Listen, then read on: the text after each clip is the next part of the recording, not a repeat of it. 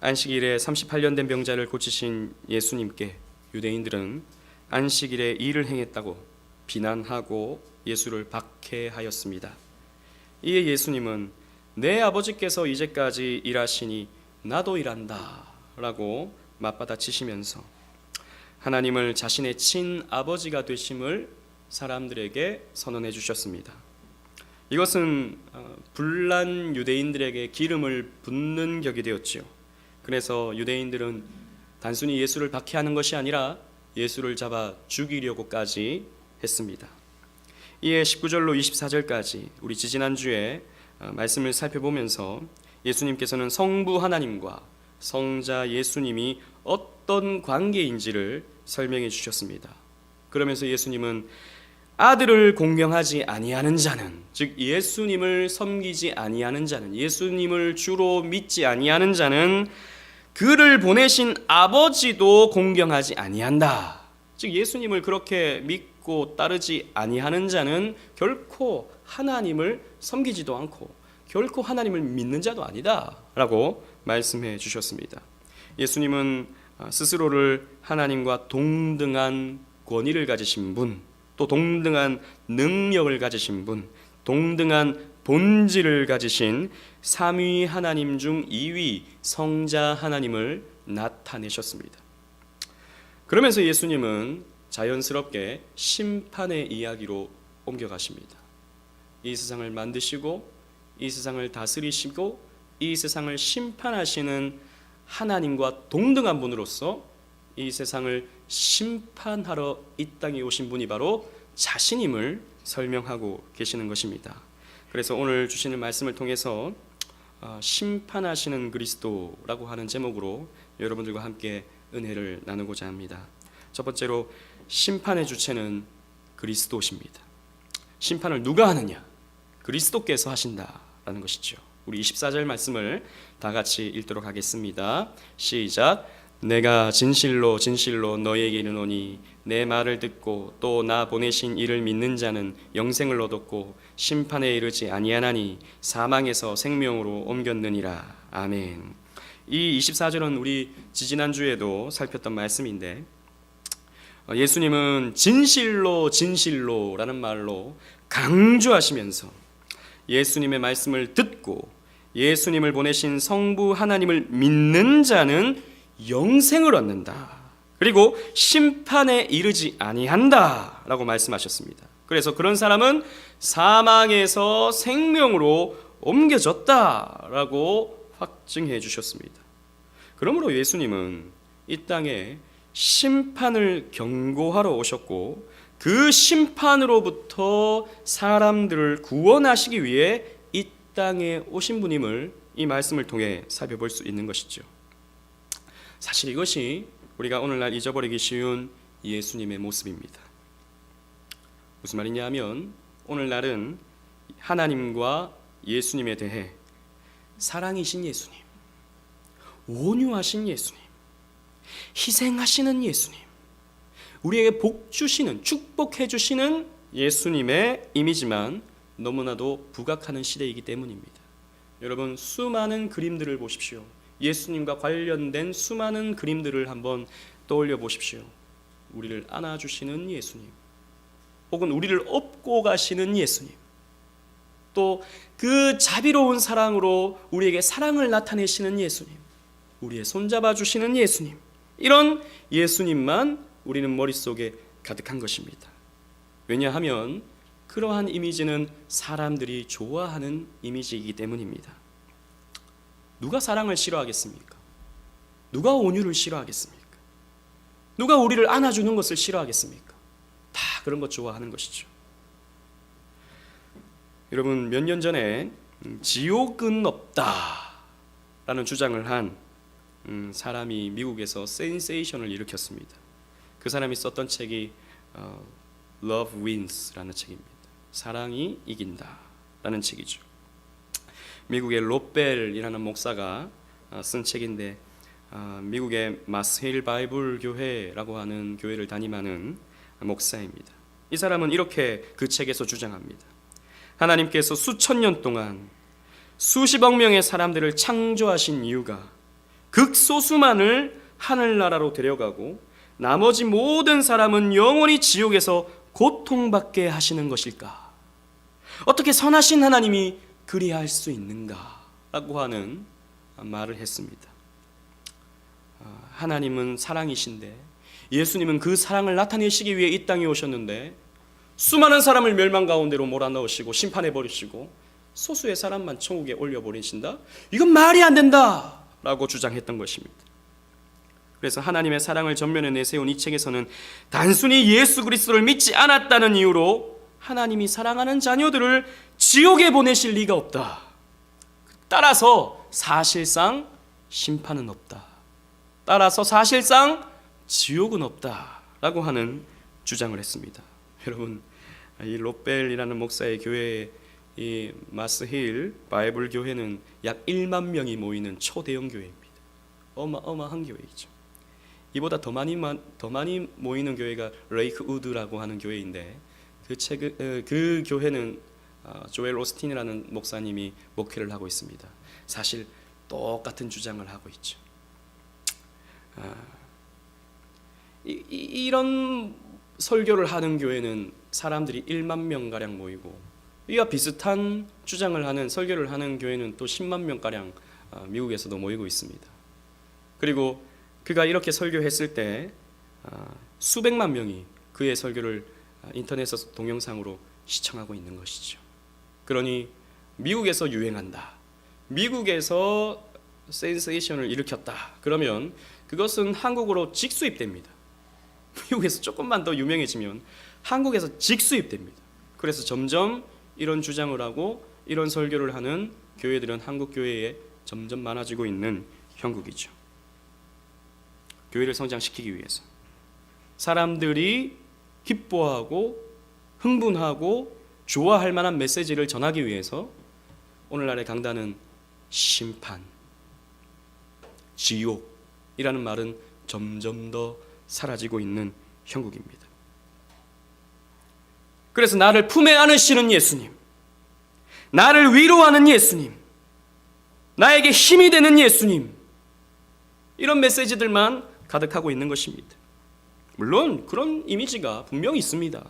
예수님은 우리를 안아주시죠, 우리를 위로하시죠, 우리에게 힘이 되십니다. 그러나 성경에는 동시에 이러한 이미지를 강조하는 동시에 심판의 이미지 또한 똑같이 강조하고 있다는 것을 우리는 간과해서는 안 됩니다. 우리 마태복음 25장 41절 말씀을 다 같이 읽어보도록 하겠습니다. 시작. 또 왼편에 있는 자들에게 이르시되 저주를 받은 자들아 나를 떠나 마귀와 그 사자들을 위하여 예비된 영원한 불에 들어가라. 예수님은 또 다른 사람들에게 이런 말씀을 주셨습니다. 용서해 주시고 품에 안아 주시고 또 그들을 위해 희생하시는 예수님만 아니라 저주를 받은 자들아 나를 떠나가라. 그래서 마귀와 그 사자들을 위하여 예비된 영원한 지옥불에 들어가라. 한편의 무리들에게 예수님께서 해주신 말씀인 것이죠. 그리고 성경의 결론이라고 할 수 있는 요한계시록에서 최후 예수님께서 무엇을 하시는가? 심판을 하시는데 그 심판의 모습이 어떠한가? 우리 한번 살펴보도록 하겠습니다. 말씀은 없는데요, 제가 읽어드리겠습니다. 계시록 20장 11절로 15절 말씀에 또 내가 크고 흰 보좌와 그 위에 앉으신 이를 보니 땅과 하늘이 그 앞에서 피하여 간데 없더라. 또 내가 보니 죽은 자들이 큰 자나 작은 자나 그 보좌 앞에 서 있는데 책들이 펴 있고 또 다른 책이 펴졌으니 곧 생명책이라. 죽은 자들이 자기 행위를 따라 책들에 기록된 대로 심판을 받으리니 누구든지 생명책에 기록되지 못한 자는 불못에 던지우리라. 여러분, 이게 성경의 결론입니다. 어떤 자는 새하늘과 새 땅에 들어가서 영원한 복락을 누리지만 어떤 자는 영원한 불못에 들어가는 것입니다. 이게 성경의 가르침인 것이죠. 예수님은 거룩한 흰 보좌에 앉으셔서 사람들을 심판하시는 심판주이신 것입니다. 그러므로 우리는 예수님의 사랑만을 생각할 것이 아니라 죄에 대하여 분노하시고 그 죄를 심판하시는 예수님을 함께 생각해야 하는 것입니다. 우리를 구원하시는 예수님뿐만 아니라 심판하실 수도 있는 예수님을 우리는 꼭 기억해야 하는 것입니다. 예수님께서 왜 그러면 용서하지 않으시고 그들을 다 용서하지 않으시고 심판하셔야 하는가에 대해서는 우리 다음 시간에 한번 오랜 시간을 좀 할애해서 살펴보고자 합니다. 왜 심판을 굳이 하셔야 하는가? 왜 그들을 끝까지 용서하지 않으시고 심판하셔야 하는가? 내용이 길기 때문에 다음 주에 우리 말씀을 함께 나누도록 하겠습니다. 다음 주는 우리 여전도에 또 수련회 있으니까 그 다음 주에 살펴보도록 하겠습니다. 그러면 예수님께서 언제 심판하시는가? 말씀이 여기 나오네요. 제가 실수가 있었습니다. 그리스도의 재림의 때에 예수님께서 심판하십니다. 좀 길지만 우리 다 같이 25절로 28절 말씀을 다 같이 읽어보도록 하겠습니다. 시작. 진실로 진실로 너희에게 이르노니 죽은 자들이 하나님의 아들의 음성을 들을 때가 오나니 곧 이때라. 듣는 자는 살아나리라. 아버지께서 자기 속에 생명이 있음같이 아들에게도 생명을 주어 그 속에 있게 하셨고 또 인자됨으로 말미암아 심판하는 고난을 주셨느니라. 이를 놀랍게 여기지 말라. 무덤 속에 있는 자가 다 그의 음성을 들을 때가 오나니. 아멘. 예수님께서 심판하시는 때는 25절 말씀을 보면 하나님의 아들의 음성을 들을 때라고 말씀하고 있습니다. 28절에도 무덤 속에 있는 자가 다 그의 음성을 들을 때라고 말씀하고 있습니다. 이것이 언제냐? 성경을 보면 예수님께서 이 땅에 다시 오시는 때를 말씀하고 있습니다. 우리 데살로니가전서 4장 16절 말씀을 다 같이 또 읽어보도록 하겠습니다. 시작.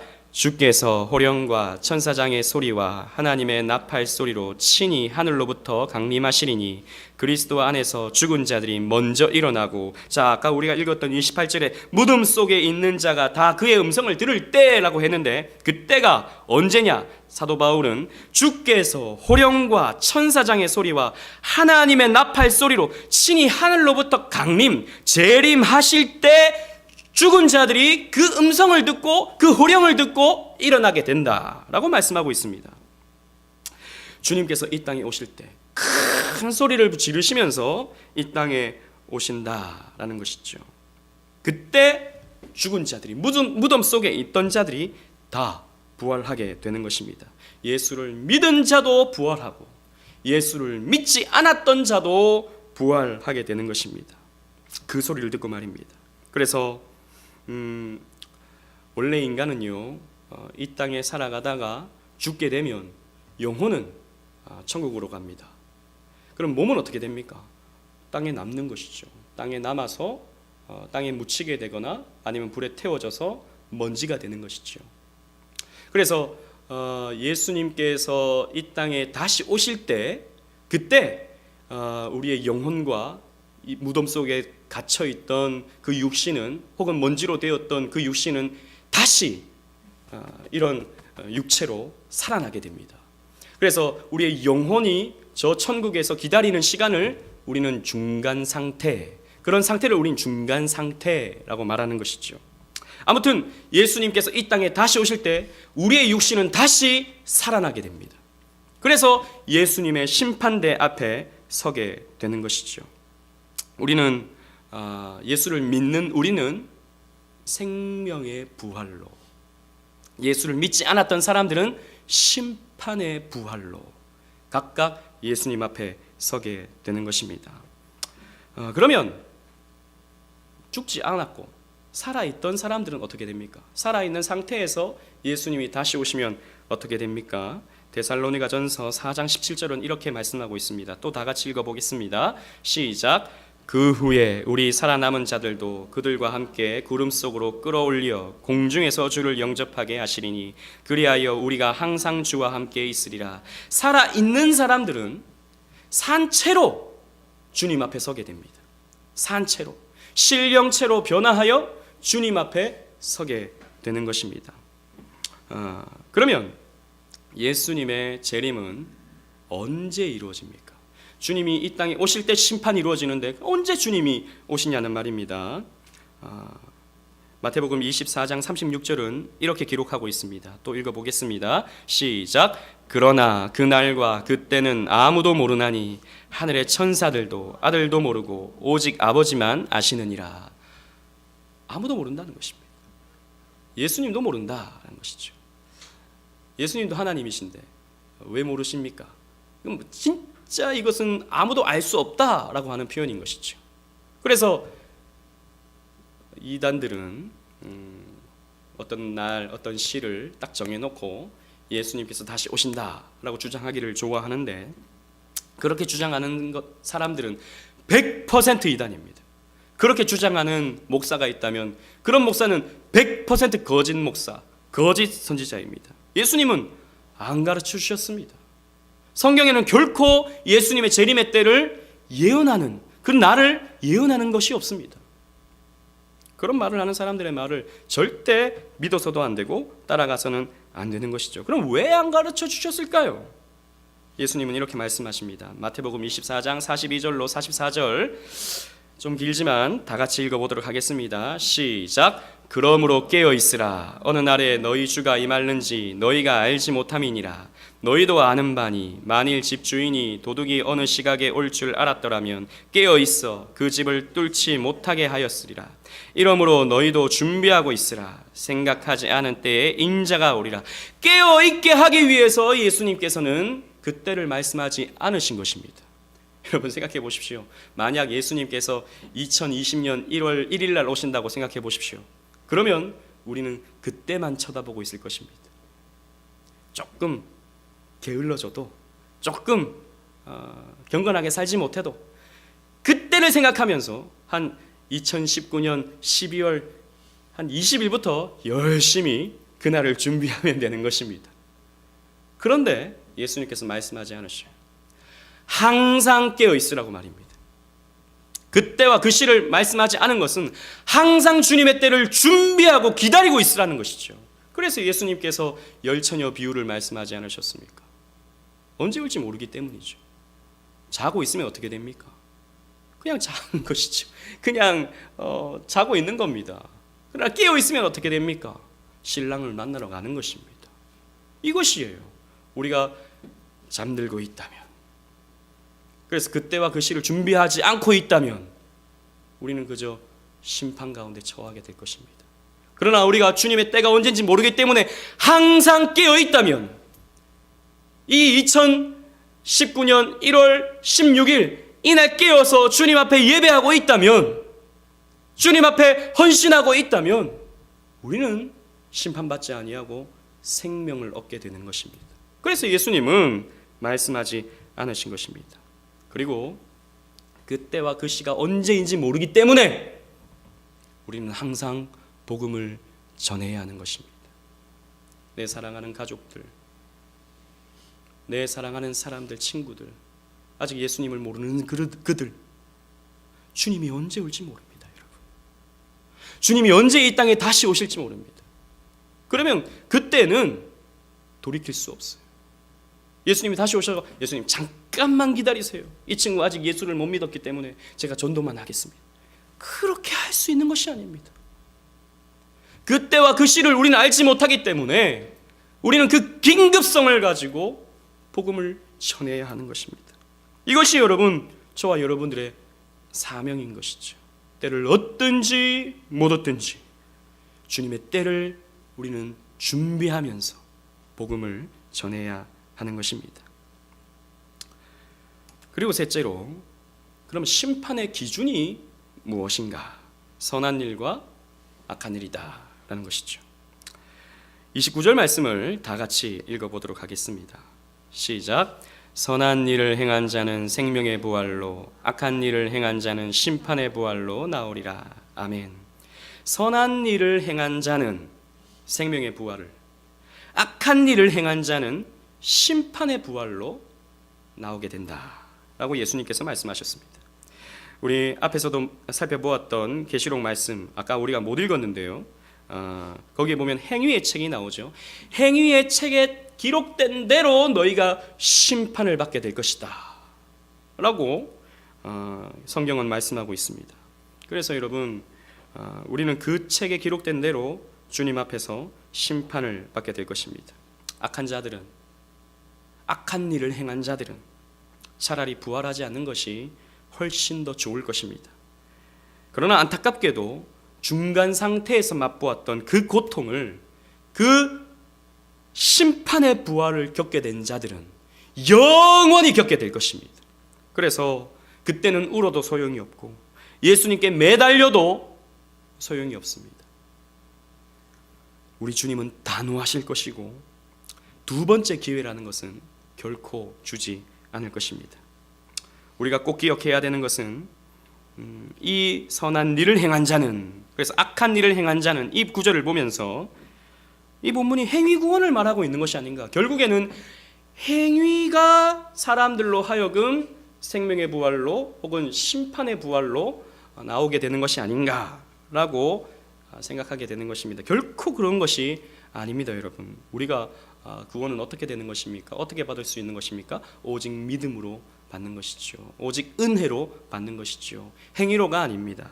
여기 본문에서 말씀은 어떤 말씀이냐면 그 믿음을 가져야 하는데, 그 믿음이 우리를 구원하는데 그 믿음은 합당한 행위를 낳게 되기 때문에, 그래서 행위를 보고 생명의 부활로 혹은 심판의 부활로 라고 말씀하고 있는 것입니다. 야고보서 2장 22절은 이렇게 기록하고 있는 것이죠. 다 같이 읽어보겠습니다. 시작.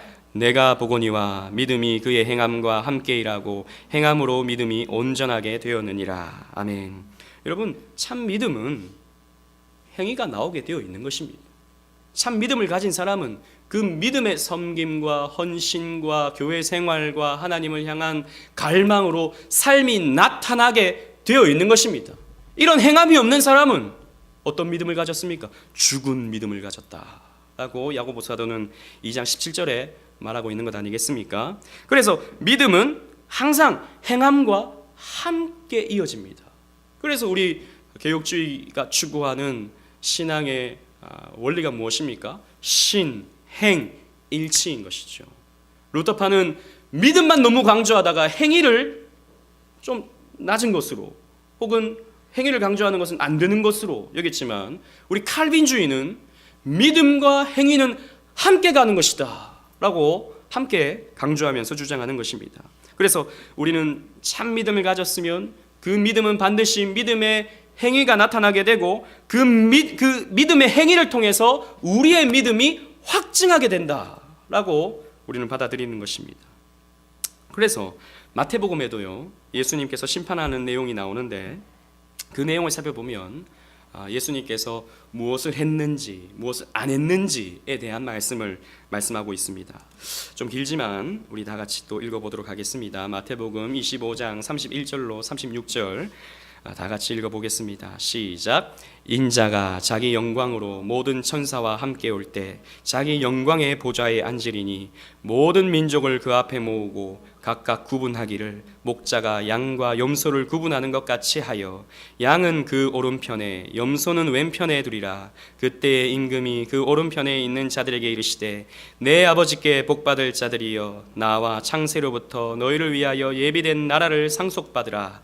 내가 줄일 때 너희가 먹을 것을 주었고 목마를 때 마시게 하였고 나그네 되었을 때 영접하였고 헐벗었을 때 옷을 입혔고 병들었을 때 돌보았고 옥에 갇혔을 때 와서 보았느니라. 아멘. 예수님께서 이 땅에 다시 오실 때 그 영광으로 모든 천사와 함께 이 땅에 오실 때 그 백보좌에 앉으셔서 무엇을 하십니까? 오른편과 왼편을 나누시는 것입니다.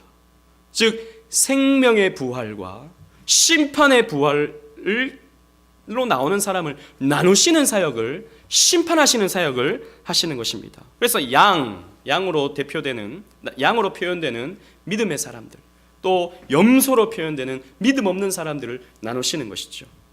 그러면서 이 양들에게 뭐라고 말씀하십니까? 내 아버지께 복받을 자들이여 창세로부터 너희를 위하여 예비된 저 새하늘과 새 땅을 상속받으라 라고 말씀하십니다. 여러분 죄송합니다. 제가 오른편 왼편 이렇게 나뉘어가지고 이쪽은 그러면은 뭐 심판받나 결코 아니죠, 그죠? 그냥 제가 잘 설명하기 위해서 그런 것입니다.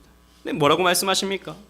내가 줄일 때 너희가 먹을 것을 주었고 목마를 때에 마시게 하였고 나그네 되었을 때 영접하였고 헐벗었을 때 옷을 입혔고 또 옥에 갇혔을 때 너희가 나를 돌아보아 주었다.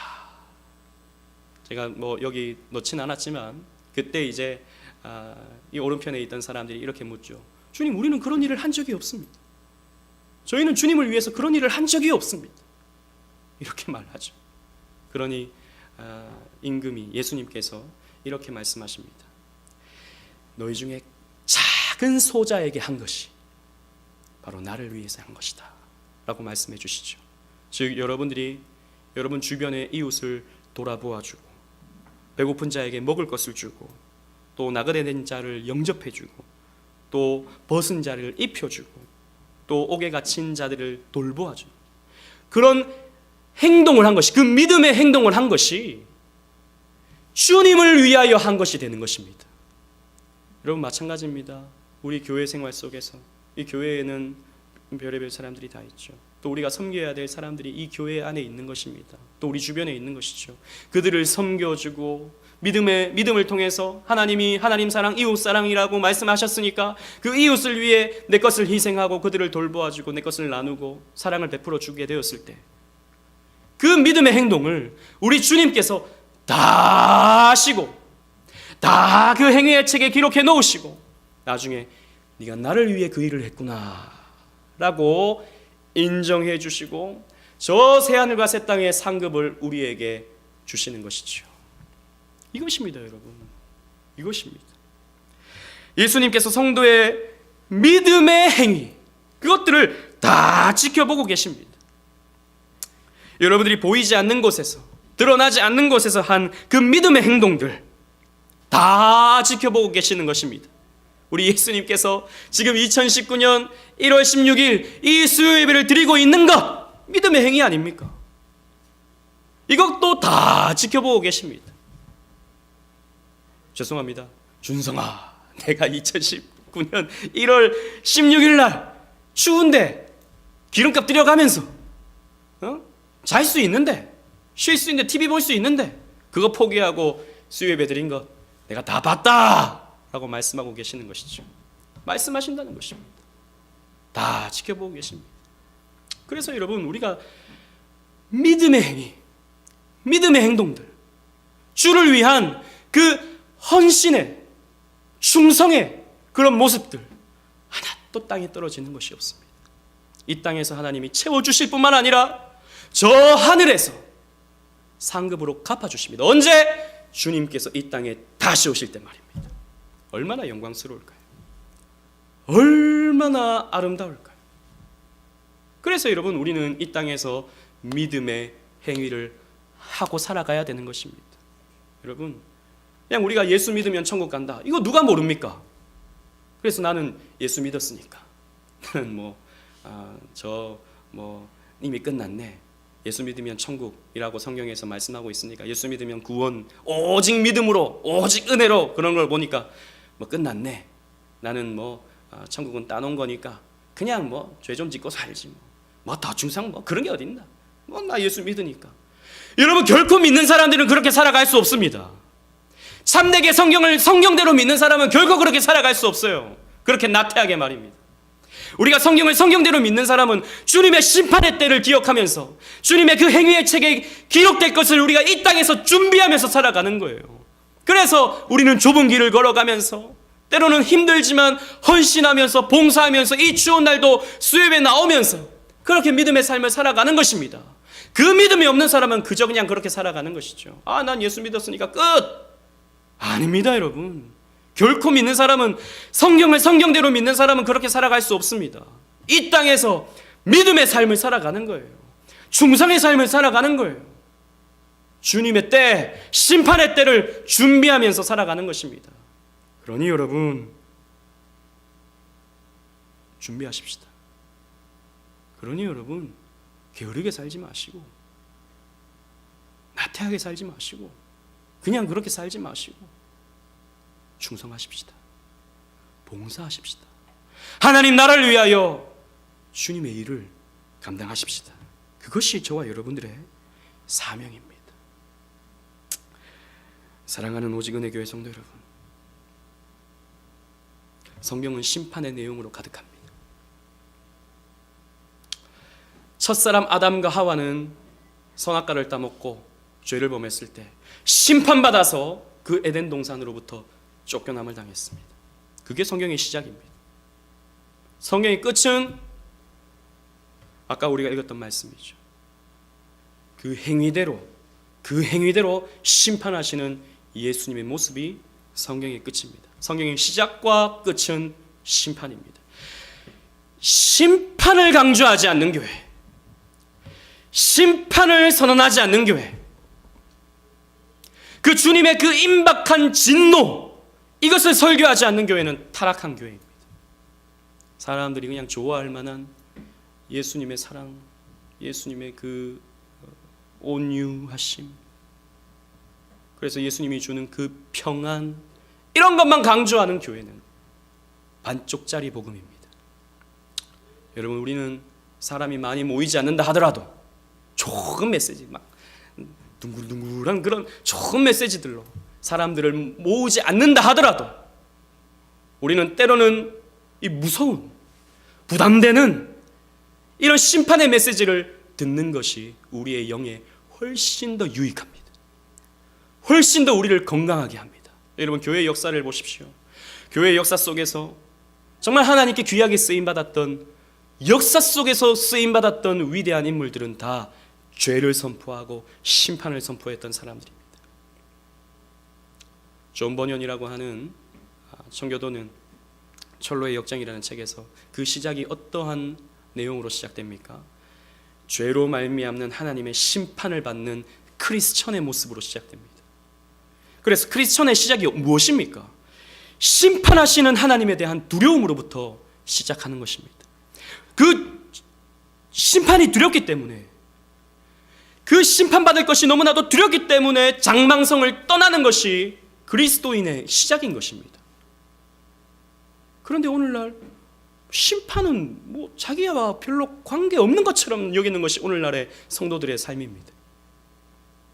그냥 더 좋은 삶을 살기 위해서, 더 복된 삶을 살기 위해서 하나님을 찾아가는 것이 오늘날 신앙인들의 모습입니다. 그게 과연 신앙인의 모습일까요? 아닙니다, 여러분. 심판이 두려워야 하는 것입니다. 주님의 심판이 너무나도 부담스러워야 하는 것입니다. 그래서 이 심판으로 벗어나가기 위해서 좁은 길로 가는 것이 크리스천의 모습인 것입니다. 그리고 18세기에 일어났던 조나단 에드워즈의 그 부흥의 역사는 바로 진노하시는 하나님의 심판의 메시지를 전할 때였습니다. 그래서 사람들은 이 심판으로부터 우리가 어떻게 벗어날 수 있는가, 여기에 대한 관심을 갖고 회개하고 자신의 죄를 자복하는 모습으로 나타났던 것이죠. 그게 여러분 부흥이었습니다. 그게 역사 속에 나타났던 부흥운동의 모습이었죠. 여러분, 그렇습니다. 우리는 심판을 준비하는 사람들입니다. 저와 여러분들은 다 심판을 준비하면서 살아가야 하는 사람들입니다. 그러므로 우리는 이 땅에서 그냥 살아갈 수 없습니다. 믿음의 삶을 살아가야 합니다. 믿음의 행동들을 하고 살아가야 합니다. 깨어있는 경건한 삶을 살아가야 합니다. 언제 주님이 이 땅에 다시 오실지 모릅니다. 언제 주님께서 저 호령으로 이 땅에 다시 오실지 우리는 모릅니다. 그래서 항상 우리는 깨어서 준비하고 기다리고 있어야 됩니다. 심판하시는 우리 주님을 뵙는 날, 주님의 무서운 얼굴을 우리는 봐서는 안 됩니다. 우리는 창세로부터 예비된 새하늘과 새 땅을 상속받는 그 영광을 우리에게 주시는 그 영광의 주님을 우리는 배워야 합니다. 그래서 주님께서 심판하러 이 땅에 다시 오시는 그날, 그 영광의 주님을 영광 가운데 맞이할 수 있는 저와 여러분들 되시기를 주님 이름으로 축원합니다. 아멘.